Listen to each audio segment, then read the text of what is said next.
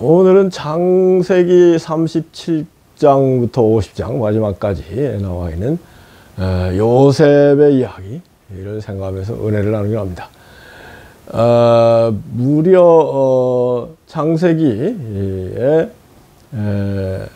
14장을 요셉 이야기에 할애하고 있다는 것은 요셉이 그만큼 중요하다는 얘기 아니겠습니까?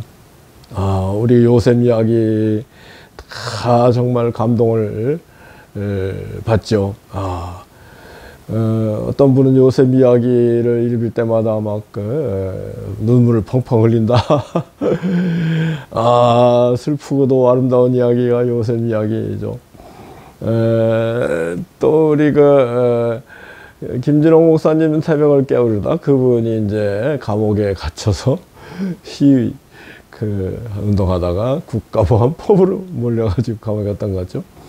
그 독방 신세를 지기 전에 이제 같은 그 방에 있는 그 범죄자들한테 이 요셉 이야기를 전파해줬더니 그거를 듣던 동료 수감자들이 그 삼국지보다 재밌네요 그랬다. 그래서 김진홍 목사님이 아주 그런 걸 보고 교도소에서 이 사람 안 되겠다 물들여서 그래서 독방으로 옮기고 뭐 그랬다는 얘기. 근데 나중에 독방에 가서 막 너무 추워가지고 2월달 우리나라 2월달에 춥잖아요. 그래서 이분이 막 펄펄 뛰고 그러다가 그 성경 너무 추워가지고 성경에 불이라는 단어를 이렇게 찾아가다가 마가복음에 예수님이 내가 불을 던지러 왔다 말씀을 보고 나 너무 춥습니다. 나에게 불을 던져주세요. 그랬더니 점점 온 감방이 따뜻해지고 그러더니 정말 놀라운 그 불이 임했다. 그래서 김진홍 목사님이 그날 되면 늘 금식한다는 거 아니에요. 나 같은 것도 하나님이 기억해 주시고 내가 추워서 정말로 이루 말할 수 없는 고통 가운데 있을 때 불을 던져주세요 했을 때 하늘에 불이 임해서 자기가 그런 놀라운 은혜를 체험했다. 뭐 그런 얘기. 새벽을 깨우리다 보면 거기 나오잖아요. 그 새벽을 깨우리로다 정도는 한번 우리가 다 봐야 될 거 아닐까요? 네, 하여튼 요셉 이야기 37장, 창세기 37장에 이제 요셉의 어릴 때 이야기. 야곱이 이제 두 부인 레아 라헬 그리고 첩 두 사람을 통해서 12아들을 낳잖아요. 그 중에 이제 야곱이 정말 사랑한 부인은 라헬이었다. 라헬이 난 아들이 요셉이었다. 이런 것 좀 다 아는 얘기인데 여기서 이러한 요셉의 가족의 구도 그거야 요셉이 의도를 한 건 전혀 아니잖아요. 요셉이 그렇게 태어나고 보니까 그렇게 돼 있는 건데 야곱이 그걸 의도했을 것이냐. 야곱은 어느 정도 의도한 바가 있다고 볼 수도 있죠. 그런데 야곱의 경우 그렇게 해서 12아들 12지파를 형성하는 데 있어서 야곱이 이런저런 욕심을 부리고 했는데 그런 것이 하나님의 뜻을 이루는 도구였다. 인생이라는 게 사람들이 이런 욕심 저런 욕심 피우면서 살지만은 그것도 하나님의 뜻을 이루는 큰 구도 가운데 있을 수 있다. 더군다나 우리가 어느 가정에 태어나고 어떤 삶을 사느냐 이건 전적으로 하나님의 뜻에 달려있는 거 아니겠어요? 요셉이 그런 가정에서 태어나서 자랐다. 또 이제 요셉이 놀라운 꿈을 두 가지 꾸잖아요. 하나는 별을 단을 만들고 묶고 있는데, 요셉이 묶은 단이 한가운데 섰고, 형들, 뭐, 동생 11명이 묶은 단이, 요셉이 묶은 단을 향해서 절했다. 그걸 보고 요셉은 기분이 아무래도 안 좋았겠습니까? 그래서 형들한테 그런 얘기 했더니 형들이 기분 나빴겠죠. 어린애들 설부지죠, 뭐, 얘기할 수 있는 거고, 그 얘기를 한 게 잘못이다, 뭐, 그렇게, 할 수도 있겠죠. 근데 꼭 잘못이겠냐. 그 꿈을 꾸고 나서 또 얼마 뒤에, 해와 달과 11별들이 자기를 향해서 절하는 꿈을 꿨다. 이것도 몽조가 있는 꿈 아니겠습니까? 그래서 그 얘기를 아버지한테 했더니, 야, 그럼 나와 어머니와 너의 신앙은 무슨 얘기냐? 막 형들은 막 기분 나빠했는데 아버지는 그래도 야단을 치면서 소구의 마음을 뒀다. 뭐 그런 흐름 아니에요. 우리 인생들이 살아가면서 이런 저런 일들을 겪는데 요셉이 꾼 꿈, 그게 요셉이 뭔가 그런 좋은 꿈 아니에요. 좋은 꿈을 꿀 일을 해서 좋은 꿈을 꾼 거냐. 그렇지 않고 하나님이 전적으로 요셉을 통해서 놀라운 일을 이루시기 위해서 요셉이 그런 꿈을 꾸게 한 거냐.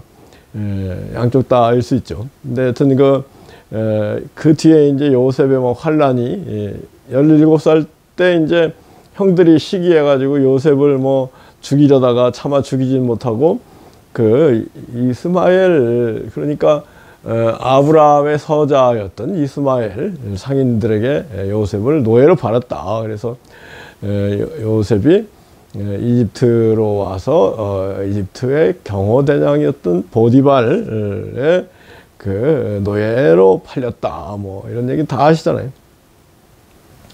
그리고 또 그 보디발의 아내의 유혹을 물리치다가 모함을 받아가지고 감옥에 가서 30살이 될 때까지 13년을 막 노예 생활을 뭐 얼마나 비참하게 노예 생활을 했겠습니까? 그렇게 하고 마침내 꿈해몽, 하여튼 창세기 꿈 얘기가 많이 나오는데요. 꿈해몽을 이렇게 저렇게 했고, 그래서 또 파라오 이 두 왕의 꿈해몽을 해서 요셉이 총리가 됐다. 그리고 7년 환란, 7년 가뭄을 대비해서 7년 풍년 때에 이런저런 일을 지혜롭게 했다. 그 7년 흉년이 왔을 때 형들이 찾아왔다. 형들을 이렇게 저렇게 다뤄보고 그리고 요셉이 자기 자신을 나타내고 아버지를 데려오게 해서 정말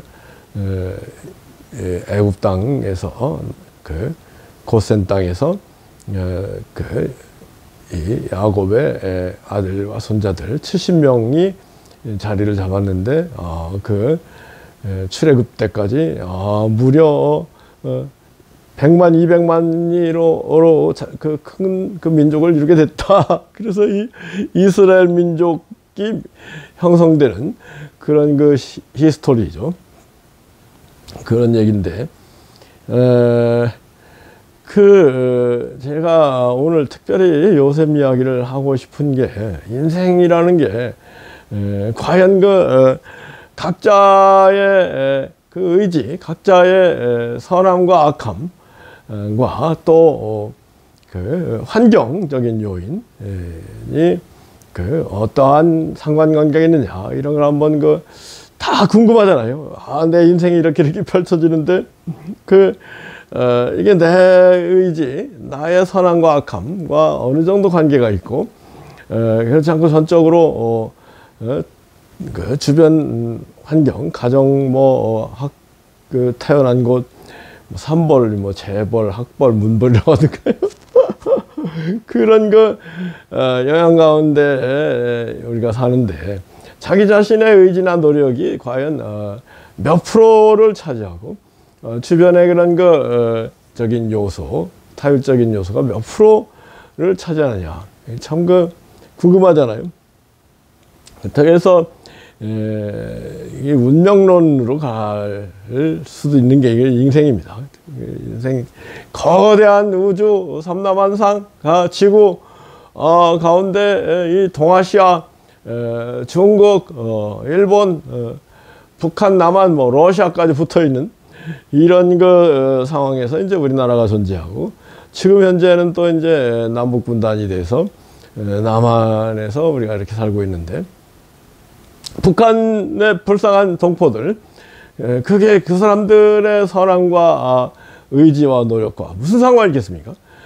비참한 삶을 사는 그런 그 모습인데, 그 국제 정치학, 인터내셔널 폴리틱스, 이런 거 연구하는 사람들, 결론은 그래요. 그 어느 나라의 운명이라는 것은 지정학적, 지오폴리티컬한 그런 측면에 의해서 그 국가의 운명이 흘러가는 것이지, 우리나라 사람들이 다 평화주의자고 전쟁을 반대하고 그러면서 그 원하지, 그 나름대로 뭐 성실하게 살았다, 그렇다고 해서 전쟁을 안 겪을 수 있느냐. 그 코리안 퍼닌슬러, 한반도의 히스토리를 보면은 뭐 전쟁이 끊임없어요. 그래서 지오폴리티컬, 지정학적인 측면에서, 인터내셔널 폴리티क्스, 국제 정치적인 측면에서 볼 때는 어느 주변 뭐 뿐만 아니라 뭐 주변이 아니더라도 뭐 뭐예요? 흉노족, 그 훈족, 그 징기스칸, 이런 거, 는 막 온 세계를 막 그 정복하고 그랬잖아요. 그런 걸 보면 국가의 운명. 근데 제일 그 우리가 살아가는 데 있어서 국가가 번영기에 있느냐, 쇠퇴기에 있느냐, 국가가 평화로우냐, 전쟁 상태냐, 이게 각 개인의 운명을 가장 강력하게 주관하는, 주재하는 그런 요인이 아니겠습니까? 참, 하여튼 뭐, 그런데 그거, 특히 전쟁이냐 평화냐, 평화냐 전쟁이냐의 문제는 어느 국가의 그 의지에 달려있는 것이 아니고, 민족의 의지에 달려있는 것이 아니고, 지정학적인, 전 세계적인 그런 그 사건 가운데 영향을 받지 않을 수 없다. 이런 얘기들 하더라고요. 하여튼 뭐, 그 요셉의 이야기, 요셉이 그럼에도 불구하고 그 꿈, 두 가지 꿈을 요셉도 알지 않았겠습니까? 그리고 꿈이 이루어질 것이다는 믿음이 요셉에게 있지 않았겠습니까? 그러니까 그 여러 가지 환난 가운데에도 성실하게 하나님을 경외하면서 요셉이 살아가지 않았습니까? 그런 얘기해요. 아브라함, 이삭, 야곱, 이런 그 족장들에게는 하나님이 나타나셔서 직접 말을 한 장면이 나오는 거죠. 그런데 요셉은 그 꿈, 두 번 꾼 꿈 외에는 꿈도 이제 간접적으로 이제 하나님이 계시하신 건데, 직접적으로 하나님이 요셉에게 나타나셔가지고 이런저런 말씀하신 적은 없었다, 그런 얘기를 하더라고요. 여하튼 그 요셉은 그 두 가지 꿈, 이 꿈이라는 게요, 이 두 번을 연거푸 꿔야 나중에 그 파라오의 그 꿈, 7년 흉년, 7년 풍년, 7년 흉년, 그것도 두 가지 꿈 꾸잖아요. 그러니까 두 가지 꿈을 꿔야 이게 영몽 현거푸 꿈을 꿔야 영몽 일 수 있다. 한 가지 꿈 꿔가지고 그거 막 웃지라고. 그래서 그거는 안 된다. 그런 그 생각을 할 수 있는 거 아니겠습니까? 제가 아는 어느 분이 아주 좋은 꿈을 한 번 꿨다고 막 대통령 출마했다가 막 그 기타금 3억만 날리고 막 그 비참하게 된 걸 봤거든요. 꿈 안 건가요? 안 되는 거예요. 여하튼 연거푸 꿈을 꾸면은 의미가 있겠습니다만, 그리고 대통령 대봐야 뭐합니까? 우리나라 역대 대통령들 다 말로가 안 좋잖아요. 여하튼 우리 인생을 가는 데 있어서 우리가 처해 있는 상황에서 나름대로 성실하게 선하게 살아가야 되는 건 당연하다. 악행을 해서야 벌을 안 받겠습니까? 베드로전서인가요? 야, 너희들 선을 행하다가 고난을 받을진데 그거를 괴로워하지 말고 기쁘게 생각해라. 악을 행하다가 고난 받는 것보다 얼마나 좋은 일이냐. 우리 주님께서 산상수훈 처음 마태복음 5장에서 의를 위하여 핍박을 받는 사람이 복이 있다. 옳은 일을 하다가 고난 받는 것은 복이 있다. 천국을 찾을 것이다. 특히 예수 그리스도를 위해서 욕을 먹고 핍박당하고 할 때는 기뻐하고 즐거워하라. 하늘에서 세상이 큼이라 그러지 않습니까? 그러니까 이 교회 일 하다가 이런저런 안 좋은 일 겪는 건 이건 절대 기뻐하고 즐거울 일이다. 왜요? 하늘의 상이 크다. 그런 생각을 깊이 마음에 새겨놔야 합니다. 그런데 이제 요셉의 이야기가 참 우리 감동을 주는 거는 요셉이 총리가 돼가지고 형들에게 얼마든지 복수를 할 수 있었는데 전혀 복수하지 않고 형들이 제정신으로 돌아왔는가 확인하고 형들이 이제 아버지도 생각하고 동생도 생각하고 베냐민도 생각하고 아버지 야곱도 생각하고 이런 걸 철이 났구나. 그걸 보고 이제 요셉이 형들에게 용서해 주잖아요. 특히 이제 마지막 장면 창세기 50장에 보면은 야곱이 147세인가 그렇게 상당히 장수하고 죽었죠. 그 야곱이 죽고 난 다음에 이제 형들이 이제 우리 아버지가 살았을 때는 아버지 생각해서 열 손가락 다 깨물어서 안 아플 그런 차원에서 요셉이 우리를 용서했지만 이제 아버지가 돌아가셨으니 요셉이 복수를 드디어 하면 어쩔 거 하고 전전긍긍하고 아버지의 말을 지어낸 얘기겠죠. 아버지가 살았을 때 복수하지 말라고 했어. 그러고 와서 엎드려가지고 전부 당신의 종이 되겠습니다. 그러잖아요. 벌벌 떨면서 그랬을 때 야곱이 형 걱정하지 마세요. 내가 하나님을 대신할 생각이 없습니다. 하나님을 대신할 생각이 없다. 그건 형들이 잘한 잘못에 대해서 상과 벌을 하나님이 내리시는데 그걸 내가 벌을 내릴 생각이 없다.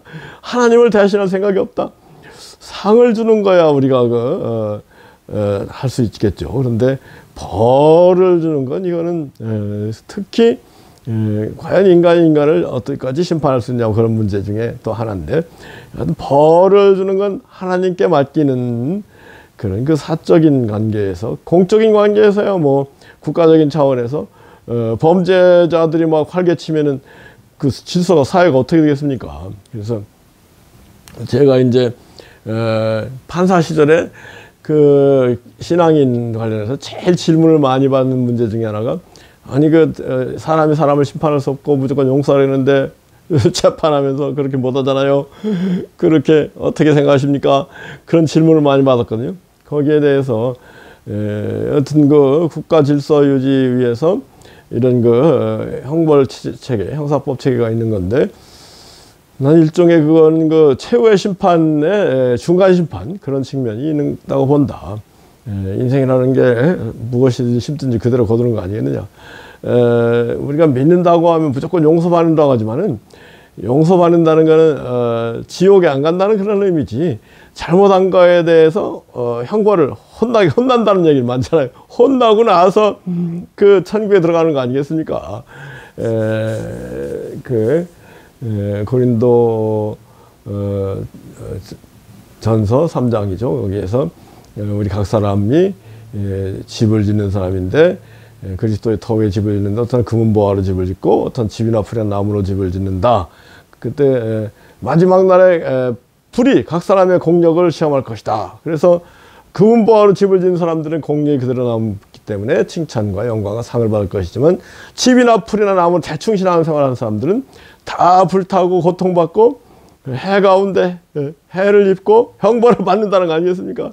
그리고 겨우 구원받는다. 그런데 이제 완전히 쓰레기, 자기 인생 인격을, 자기 심령을 쓰레기창으로 만든 사람, 불타서 지옥 간다. 제가 보는 3분설인데, 여튼 절대로 사람이 무엇이든지 거두리라. 우리 예수님께서도 마태복음 16장에서 사람들이 행한 대로 받을 것이다 그러지 않았습니까? 그런데 이제 뭐라고 해서 요셉이 내가 하나님을 대신해서 벌 줄 그런 일 안 합니다. 그런데 형들은 나에게 악을 행해서 나를 노예로 팔았지만은 하나님은 그것을 선으로 바꾸셔가지고 오늘날 같이 만민의 생명을 구원하게 하셨습니다. 그 얘기를 하잖아요. 이게 참 그 놀라운 통찰인데, 우리가 이걸 알아야 돼요. 악한 일들을 통해서 하나님의 뜻이 이루어진다. 합력하여 선을 이룬다. 그런 얘기 있잖아요. 로마서 8장 28절. 그래서 우리한테 벌을 모은 악한 일이, 악한 일이 아무 의미가 없는 것도 아니다. 악한 사람도 악한 날에 하나님 적당하게 해주셨다. 그런 얘기도 있잖아요. 여하튼 히틀러가 없었으면은, 식민지, 인도 식민지, 네덜란드 식민지, 인도네시아 식민지, 아프리카, 아시아의 식민지 상태가 더 오래 갔을 거예요. 근데 히틀러한테, 유럽 제국들이 혼나면서, 결국은, 독립이 되고, 그런 해방이 되고, 우리나라도 마찬가지죠. 2차 대전이 안 났으면 일본 식민지가 언제까지 간지 모르잖아요. 2차 대전, 히틀러가 일본 부추겨가지고, 일본도 히틀러하고 붙어가지고 전 세계를 전쟁을 일으키다가, 그래서 결국 덕분에 우리도 35년 만에 해방된 거 아니겠습니까? 그러니까 모르는 거예요. 우리는 늘 하나님을 경외하면서 하나님의 뜻을 생각하고, 특히 요셉의 이런 이야기는 예수 그리스도의 예표다, 예고편이다, 그런 얘기잖아요.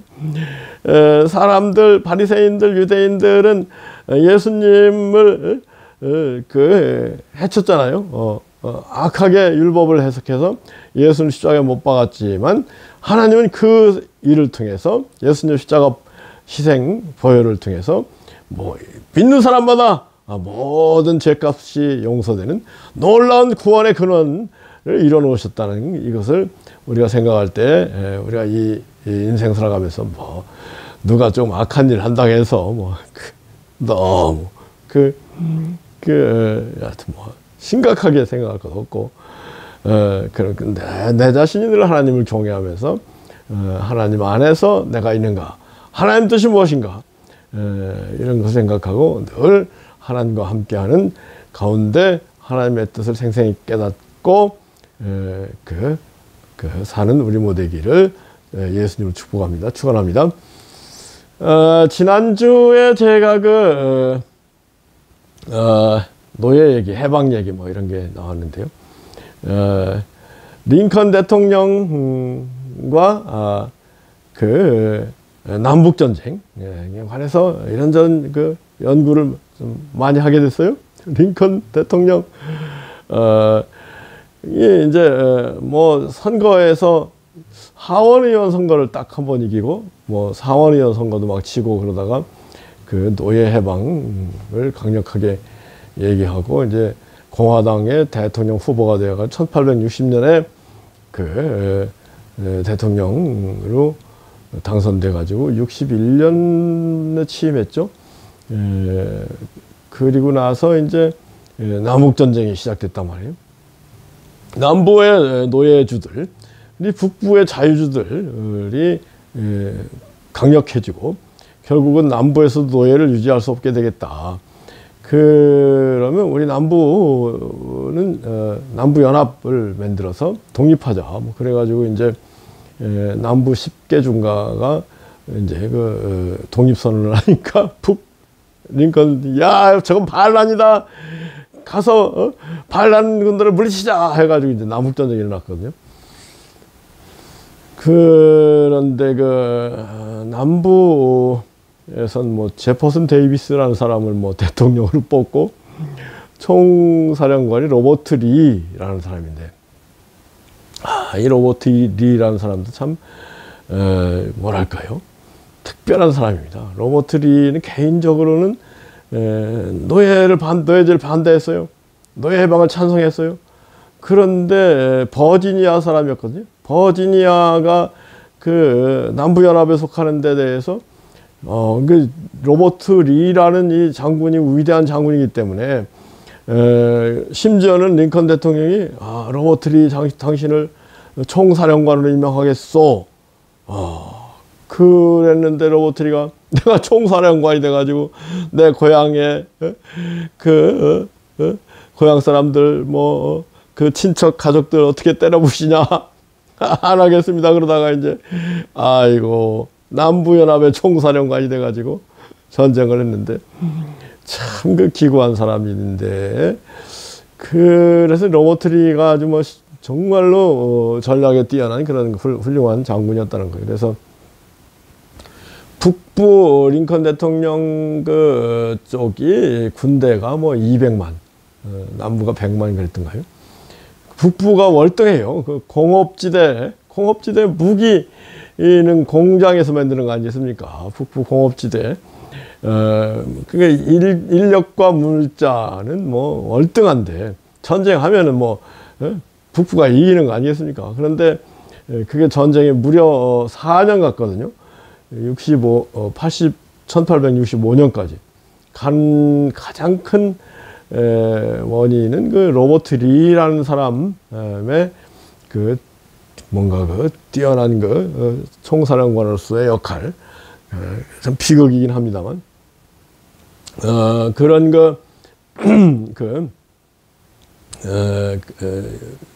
이유다. 그러니까 이게 그 남북 전쟁이 일어나 가지고 막 4년 동안 미국이 쑥대밭이 된 거 아니겠습니까? 사상자가 뭐 100만, 뭐 죽은 사람들만 뭐 군인들만 30만이 죽었다던가요. 이제 뭐 4년 동안 막 얼마나 그 쑥대밭이 되겠어요.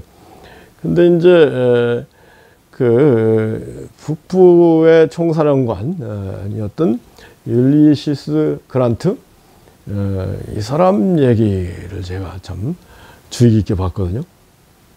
원래 그 율리시스 그란트라는 사람은 집이 가난해서 아버지가 야, 너 학비가 싼 그 사관학교 웨스트포인트를 가도록 해라 그래가지고 사관학교를 갔다는 거예요.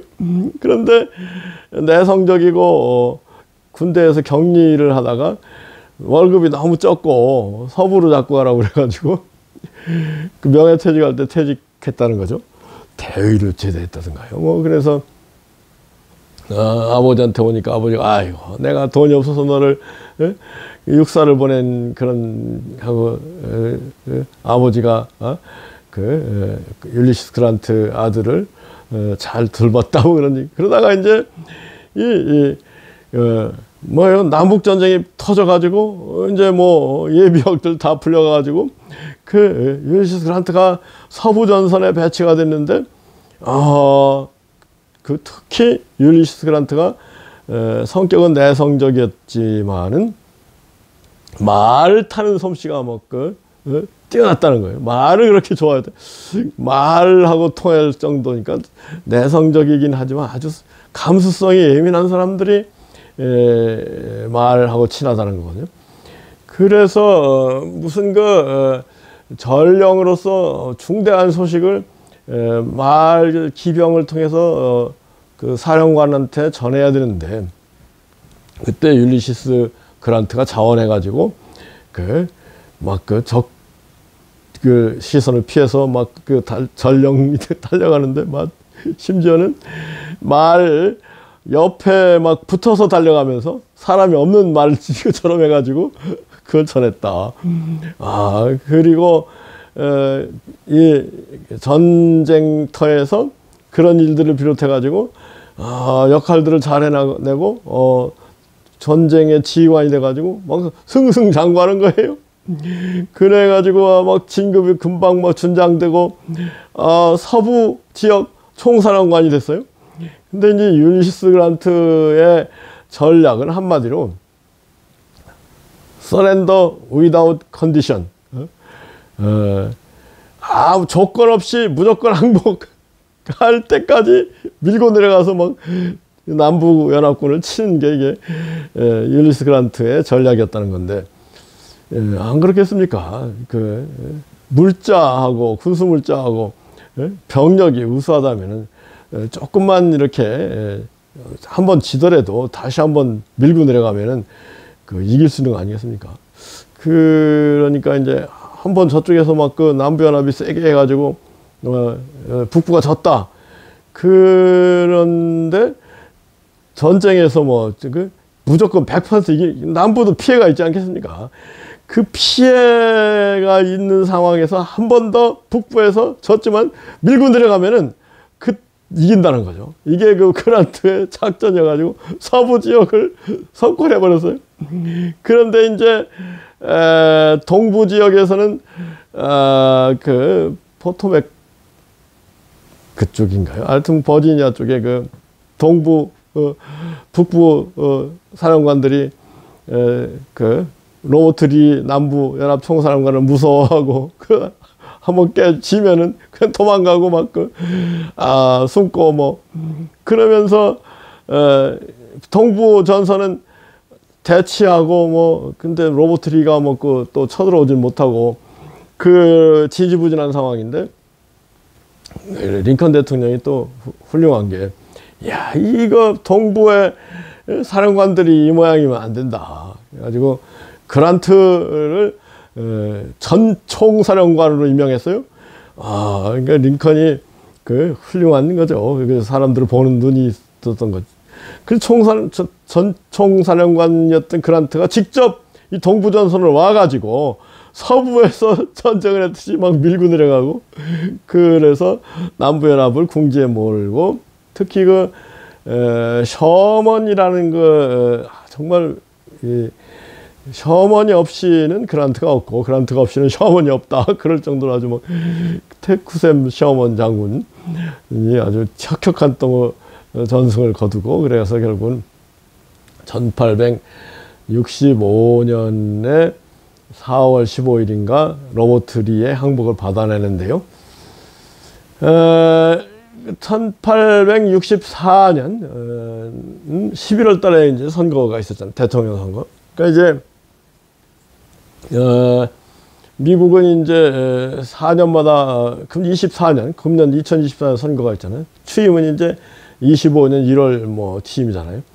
그런데 이제 링컨 대통령이 재선에 성공했는데, 재선에 성공한 가장 큰 원인 중에 하나도 그란트 총사령관 셔먼 부총사령관이 남부를 혼내주는 그런 상황이었기 때문에 당선이 됐다는 거죠.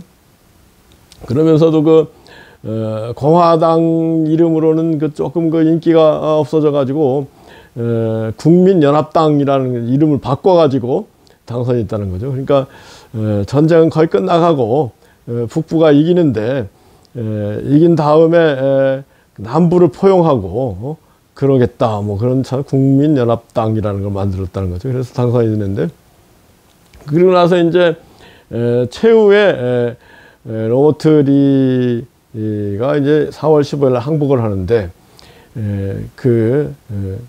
뭐 수십만 병력이 3만으로 쪼그라들었다는 거죠. 그래서 그란트가 이제 무조건 항복을 얘기하다가 하여튼 뭐 항복 조건을 얘기하면 들어주마. 그러니까 로버트리가 아유 뭔가 조금 그란트가 전에까지는 조금 전까지는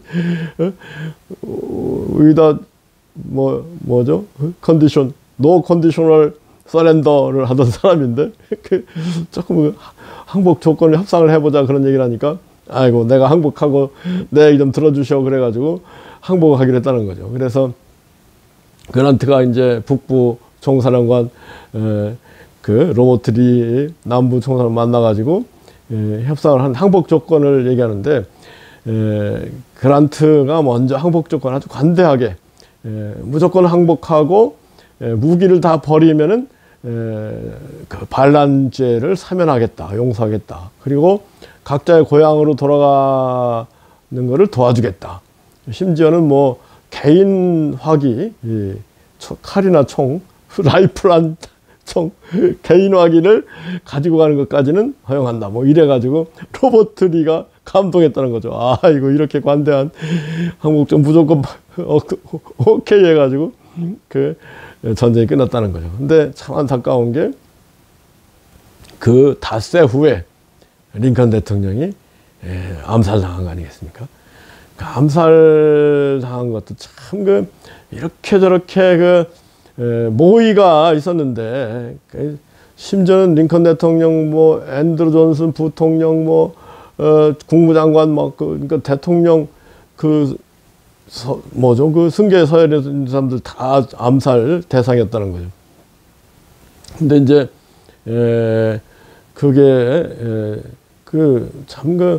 링컨 대통령이 이제 항복도 받아냈겠다. 링컨 부인이 조금 사람이 좀 문제가 있다는 거 아닌가요? 아주 부잣집 만화님인데, 부자 출신 만화님인데, 하여튼 그래가지고, 남편을 막 좀 들먹는 그런 스타일인데 전쟁 끝났으니까 극장 가요 그래가지고 극장을 가기로 했는데 앤드루 존슨은 뭐 영화관에 갔다가 감기 기운이 와가지고 집으로 돌아갔다든가요. 그래가지고 앤드루 존슨 살았고 그 다음에 원래 이 총사령관이었던 율리시스 그란트도 극장에 가게 돼 있었는데 율리시스 그란트 부인이 이 링컨 대통령 부인을 안 좋아했다는 거예요. 그래서 에이 난 안 갑니다. 당신도 가지 마시오 그래가지고 율리시스 그란트도 안 가는 바람에 살았다는 거죠. 근데 하여튼 그 부통령이었던 앤드루 존슨이 대통령을 승계해서 거의 4년이죠 뭐. 나머지 임기 동안 했는데 아주 뭐 그냥 편협하게 북부 입장에서 이렇게 대통령을 하다가 인기가 너무 없어가지고 그 공화당 북부 쪽에서 야 이거 앤드루 존슨 가지고는 안 되겠다 그래가지고 이제 16대 대통령이 링컨, 17대 대통령이 앤드루 존슨이 마침 닉슨을 이어받아서 부통령을 했던 부통령하다 대통령이 된 포드 그런 비슷하죠. 근데 포드는 출마했던가요? 출마했었던가 그렇죠. 근데 하여튼 앤드루 존슨은 이거 난 출마도 안 하겠다 그래가지고 공화당에서는 이 전쟁의 총사령관으로서 전쟁 영웅 북부 전쟁 영웅 율리시스 그란트를 후보로 미룹시다 그래가지고 율리시스 그란트가 후보가 돼가지고 대통령의 문안이 당선됐는데 이분이 아주 순박하고 그 사람들 잘 믿고, 그래서 주변에 자기 아는 사람들을 그 요직에 앉혔는데 그 사람들이 다 뭐 부정부패하고 뭐 그 배신하고 그래서 고생을 많이 했다는 거죠. 그 율리시스 그란트가 대통령일 때 대법원장을 임명하게 됐는데, 대법원장을 지명할 때마다 상원 인준청문회를 통과를 못 해가지고 무려 4번이나 그 실패했다는 거예요. 마지막 5번째, 자기를 소개한 그런 아주 평범한 변호사가 떠올라가지고 그 평범한 변호사를 대법원장으로 지명했는데, 그 사람이 통과돼가지고, 이를테면 뭐 법조인 가운데 엘리트 법조인이라고는 할 수는 없고, 한 3류 법조인이 대법원장이 됐다. 근데 대법원장으로서는 나름대로 또 역할을 잘했다. 뭐 그런 역사적인 평가가 있더라고요. 여튼, 율리시스 그란트가 재선에도 성공하고, 이 사람이 참 뭐랄까요, 대범한 사람이라는 게, 이제 뭐 대통령 재선선거 가지고 무슨 뭐 뭐 축하해 뭐 그런 걸 가는데, 비가 와가지고 이제 우산을 쓰고 가는데, 어떤 사람이 우산을 비 맞고 가니까 이제 그란트가 나하고 같이 우산 씁시다 하고. 이게 대통령 때 얘기가 아니고 그전 얘기겠군요. 대통령인데 뭐 그렇게 가겠습니까? 하여튼 뭐 총사령관으로 승리해가지고 그 남북전쟁 끝난 기념 파티 뭐 그런 걸 가는데, 우산을 비가 왔는데 어떤 사람이 우산 쓰고 가다가 비 맞고 가는 우산 없는 사람하고 같이 우산을 썼다는 거죠. 그랬는데 그 사람이 궁시렁궁시렁하기를, 이게 율리시스 그란트 그렇게 뭐 뛰어난 장군도 아니고 운이 좋은 건데 너무 과대평가된 거 아닐까요? 그러니까 율리시스 그란트가 그랬다는 거죠. 동감입니다. 그렇게 대범한 사람이었고, 한편으로는 또 자기가 이렇게 저렇게 전반적인, 안 그렇습니까? 육사 나와가지고 제대로 군 적응을 못 해가지고 예편한 상황에서 점원 일이나 하던 사람이 갑자기 전쟁이 일어나가지고 전쟁에서 총사령관이 되고 대통령이 되기까지, 율리시스 그란트가 내 인생이라는 게 이게 하늘의 뜻, 하나님 뜻 가운데서 이렇게 오는 거지, 특별히 내가 잘났기 때문에 이렇게 된 건 아니다.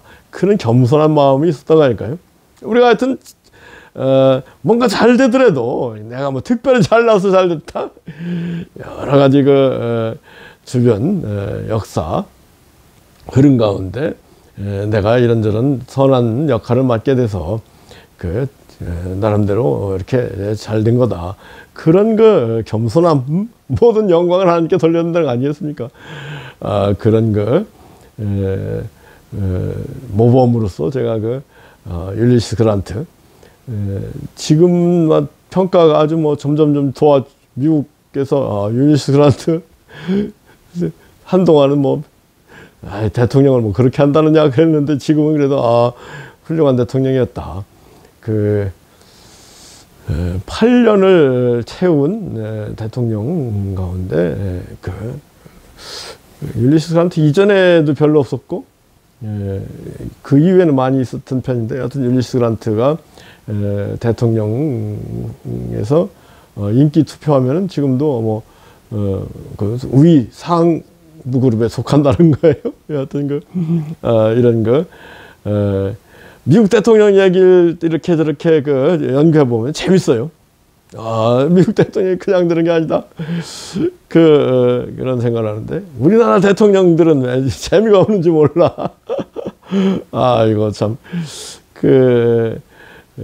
전체적인 국가적인 민도, 국민의 수준, 그런 차이겠죠. 근데 우리가 자꾸 깊이 있게 생각하고 폭넓게 생각하면서 우리 국민의 수준이 높아지고 우리나라도 대통령이가 재밌게 되는 그런 시대가 오기를 바랍니다. 하여튼 무슨 일을 하더라도 늘 겸손하게 나 잘났다 하는 게 아니라 늘 겸손하게 하나님을 높이고 그 사람들 앞에 낮추고 그런 가운데 하나님께서 우리를 높여주시는 또 이웃이 우리를 높여주는 그런 축복이 우리 모두에 있기를 예수 그리스도로 축복하고 기도합니다. 아멘. 아멘. 아멘. 아멘.